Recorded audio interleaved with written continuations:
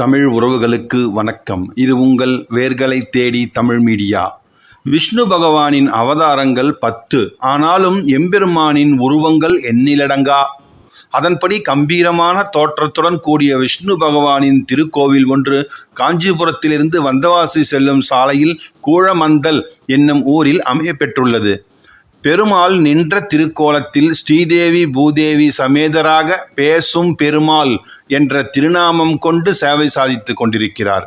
பல வருடங்களுக்கு முன்பு 12 அடி உயர மகாவிஷ்ணு சிலை ஒன்று பூமியிலிருந்து கண்டுபிடிக்கப்பட்டிருக்கிறது. அதன் பிறகு அந்த சிலையை பிரதிஷ்டை செய்து இந்த ஆலயம் எழுப்பப்பட்டிருக்கிறது. ஏறத்தாழ 1500 ஆண்டுகளுக்கு முன்பு முற்கால சோழர்களால் கட்டப்பட்டிருக்கிறது இந்த ஆலயம். மேலும் ஆந்திர மாநிலம் நெல்லூரையும் தமிழகத்தில் இருக்கும் காஞ்சிபுரத்தையும் இணைத்து ஆட்சி புரிந்திருக்கிறார்கள் அப்பொழுது தெலுங்கு சோழர்கள். இவர்கள் இந்த கோவிலுக்கு திருப்பணி செய்திருக்கிறார்கள். ஸ்ரீ விஜயகண்ட கோபால மன்னர் கிபி 1270 இந்த கோவிலுக்கு வந்து பெருமாளிடம் பேசியதாகவும் பெருமாள் இவரிடம் பேசியதாகவும் ஆலயத்தின் வாயிற்படி நிலைகளில் எழுதி வைத்திருக்கிறார் கல்வெட்டு மூலம். இந்த கோவிலில் நெய் தீபம் ஏற்றி வழிபட்டு 9 முறை கோவிலை வலம் வந்து நேர்த்திக்கடன் செலுத்துகிறார்கள் பக்தர்கள். பேச்சு திறமை, பேச நடக்க முடியாத, காது கேட்காத குழந்தைகளுக்காக இந்த கோவிலில் சிறப்பு வழிபாடு எல்லாம் நடைபெறுகிறது.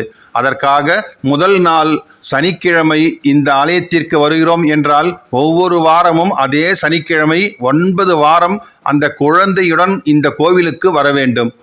தேங்காயில் நெய் தீபம் ஏற்றி வழிபட்டு 9 முறை கோவிலை வலம் வர வேண்டும். குழந்தையின் முகத்தில் சங்கு தீர்த்தம் தெளிக்கப்படுகிறது. தொடர்ந்து ஒரு வாரத்திற்கான தீர்த்தம் வீட்டில் கொண்டு வந்து வைத்து வீட்டிலேயே தெளித்து கொள்ளலாம். இவ்வாறு 9 வாரம் இந்த ஆலயத்திற்கு வந்து சென்றால் போதும், அவர்களுடைய வேண்டுதல்கள் அனைத்தும் கூடிய விரைவில் நிறைவேறிவிடுகிறது என்று கூறுகிறார்கள் பலனடைந்த பக்தர்கள். இந்த ஆலயத்தின் ஸ்தல வரலாறு மிகவும் ரசமானது. பல்லவர்களின் தலைநகரான காஞ்சிபுரத்தில் இருந்து பிற்கால சோழர்களின் தலைநகரான கும்பகோணத்திற்கு அருகில் இருக்கும் பழையாறைக்கும் அரியலூர் மாவட்டத்தில் அமைந்திருக்கும் கங்கை கொண்ட சோழபுரம் ஆகிய நகரங்களுக்கும் இந்த கூழமந்தல் வழியாக பெரிய நெடுஞ்சாலை ஒன்று இருந்ததாக சொல்லப்படுகிறது. இங்கு எள் போன்ற பயிர்கள் நிரம்ப விளைந்ததால் கோழம் பந்தல் என்று அழைக்கப்பட்டு பின்னர் கூழமந்தலாக மருவி இருக்கிறது. இந்த ஊரில் உள்ள பெருமாள் கோவில் கல்வெட்டு இந்த ஊரை கூழன் பந்தல் என்று கூறுகிறது. கூழன் என்பது ஒரு வகை பலாமரத்தின் பெயர். அந்த வகை பலாமரங்கள் இங்கு நிறைந்திருந்திருக்கலாம் என்று சொல்லப்படுகிறது. அந்த வழியாக சாலை சென்றதால் கூழன் பந்தல் என்ற பெயர் இந்த தலத்திற்கு வந்திருக்க வேண்டும் என்று கூறுகிறார்கள். ஈசான்யத்தில் சிவாலயமும் பশ্চিமத்தில் விஷ்ணு கிரகமும் ஒரு ஊரின் நேத்திரங்கள் என்று கூறுவார்கள் ஆன்மீகவாதிகள். அதை அனுசரித்து இந்த தலத்திலும் மேற்கில் ஒரு பெருமாள் கோவிலும் ஈசான்ய மூலையில் சிவாலயம் ஒன்றும் எழுப்பப்பட்டிருக்கிறது. கங்கை கொண்ட சோழீஸ்வரம் சிவன் கோவில் கட்டப்பெற்ற அதே காலத்திலேயே இந்த பேசும் பெருமாள் திருக்கோவிலும் கட்டப்பட்டிருக்கிறது. முதலாம் ராஜேந்திர சோழன் காலத்தில் கட்டப்பட்ட இந்த ஆலயத்தில் பேசும் பெருமாள் நின்ற திருக்கோலத்தில் சேவை சாதிக்கிறார். மிகவும் கம்பீரமான தோற்றம், 2 கைகளிலும் சங்கு சக்கரங்கள், மற்றொரு வலது கை நமக்கு அருள்பாலிக்கும் வரத அஸ்தம், இடது கை தொடையில் பதிந்திருக்கிறது. ஏராளமான அணிகலன்கள், கிரீடம், அதில் பல வண்ண வேலைப்பாடுகள் எல்லாம் பார்க்க முடிகிறது. மேலும் ஸ்ரீதேவி பூதேவி இருவரும் அணிந்துள்ள அழகிய அணிகலன்கள், தலை கிரீடங்கள் ஆகியவை நம்மை மெய்மறக்க செய்கிறது. பெருமாள் முன்பு நின்று நோக்கினால் பெருமாள் கருணையுடன் நம்மை நோக்கி புன்முறுவலுடன் பேசுவது போல விளங்குவதால் பேசும் பெருமாள் என்ற திருநாமம் இங்கு சூட்டப்பட்டிருக்கிறது. கண் இமைக்காமல் நாளெல்லாம் பார்த்து வணங்கத்தக்க இந்த திருமேனிகளின் அழகும் அவர்கள் நிற்கும் பாங்கும் கண்கொள்ளா காட்சி. இவ்வளவு உயரமும் எழில்வாய்ந்த திருவுருவங்களையும் வேறு எங்கும் நான் பார்த்தது கிடையாது. இந்த திருமேனிகளின் காதுகளில் மிகச்சிறிய ஊசி நுழைவதற்கு உரிய கண்ணுக்கு தெரியாத துவாரங்கள் எல்லாம் அமைத்திருக்கிறார்கள் சிற்பிகள். அந்த சிற்பிகளுக்கு நாம் தலை வணங்குவோம். இந்த கோவிலின் தனி பெருஞ்சிறப்பு மற்றொன்று உண்டு. அதாவது இந்த ஆலயத்தில் தாயார் இருவருமே தங்கள் வலது கையில் தாமரை மலர்களை பற்றியிருக்கிறார்கள். இது மிக மிக அரிதான காட்சி.